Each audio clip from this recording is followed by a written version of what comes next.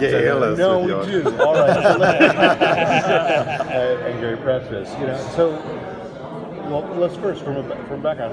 How much do you think you need to be comics fans to be writing these films, or do you have a Bible that you just I think you have to be comics fans. I think specifically these Legos especially, because they have a big cast of DC characters. Some some are obscure. Sometimes we like push ourselves to put slightly more oblique characters in there, and I think our love of the characters and the universe shines through, and hopefully we'll draw in a new generation of schmucks. I mean, the reality is That's us. Thanks. Yeah, no, but we don't have time. Super Friends lovers. It's kind of one of those things you don't have time to like bring one of those jocks up to speed. You know?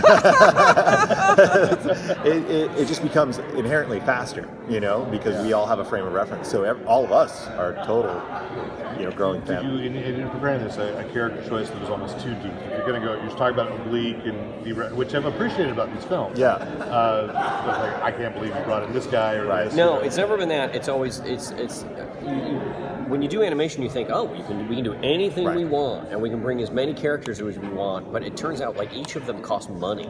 What I mean, you wouldn't crazy. think. You think, it's just a drawing. What's the big deal? It's outrageous. And so like when we did on Cosmic Clash, I thought, let's do the Legion, and they're like, that's a great idea. It's like, I want to do 15, and they're like, well, how about 3? And I'm like, okay, I got 3. So it isn't so much like they're going to say no because the character's so obscure. It's more like they're going to say no because we've gone beyond how many assets we could put in the movie.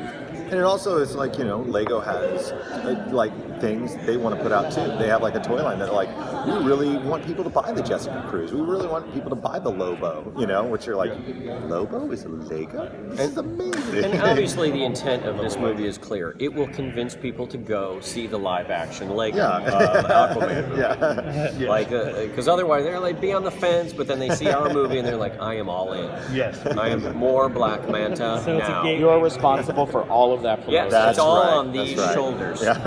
I'm very curious, as the creative team, do you have to think about writing more or changing your style a bit, not censoring, but changing your style to service, I guess, a sort of a Lego Aquaman invention?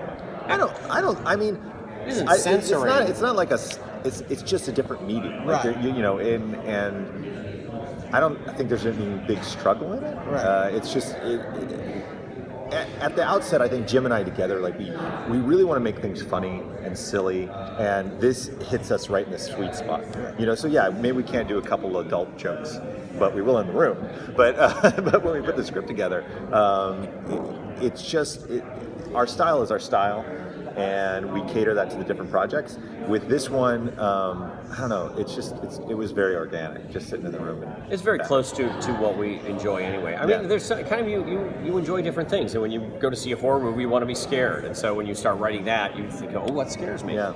And these are very easy. I don't want to say they're easy. It's still 100 pages. But you say easy, what makes you laugh, and that it still has to be an adventure, and it still has to be exciting, but there is some, because the characters are so powerful and can do such unusual things and come from such diverse places, there's just some absurdity built into it that's easy to play off of. Well, it's also, we've lived with these characters our entire life.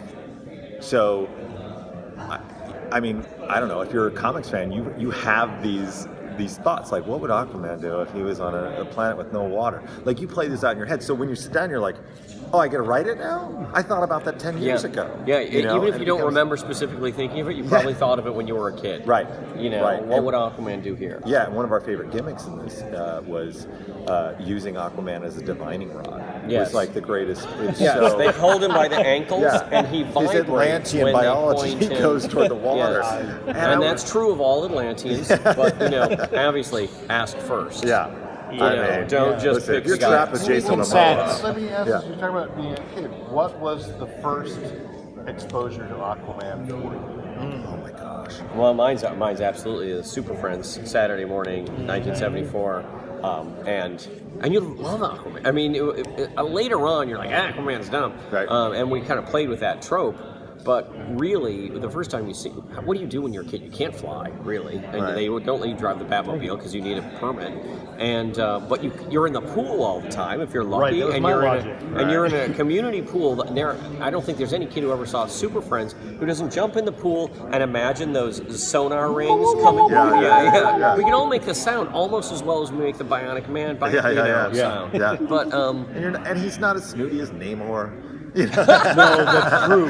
You know? you don't want to come up with that fake Shakespearean Stan Lee dialogue when you're underwater. That's a lot of pressure. Yeah, it is a lot of you pressure. just wait for your seahorse to show up Yes. and then you save the day. But I'm also curious. Do you think Aquaman can only communicate with marine life, or do you think he can communicate with other land-bearing life? Well, we addressed this in the movie. Okay. Yes. This question shall be answered. Yes. So you guys would know because you guys are the writers. So I'm just curious what you thought. Yeah, I think did you ever read that run? This is nerdy, but did you ever read that run of Animal Man when he was lost out in space? Yes. Yes. And he was able to access that. I can't believe at Comic-Con you just sat down and apologized. This will be really nerdy. I didn't know. You never know. I was trying to out you guys, like the thing. It's like, which one is not one of us? You know? No, I was watching sports that day. Sometimes I was in watching different sports mediums- games. But sometimes in different meetings, you want to maybe keep it a little simple, keep it simpler, or change it Yeah, up. we do play with it a tiny I bit like for that. that audience because that's the thing is like we have these characters and how would we use these characters, and I always thought about that when I was little. If I could write a story, I would do this, or I would do that, and this is our chance to do that. We're coming at this from a long time of thinking and playing those pretending. stories. Yeah, pretending. And pretend. Do you And that was- do you do that? Do you get like the figures, the Lego When I was little, the minifigs and Legos, do- we played Dungeons and Dragons with Legos. That was what we had because we didn't have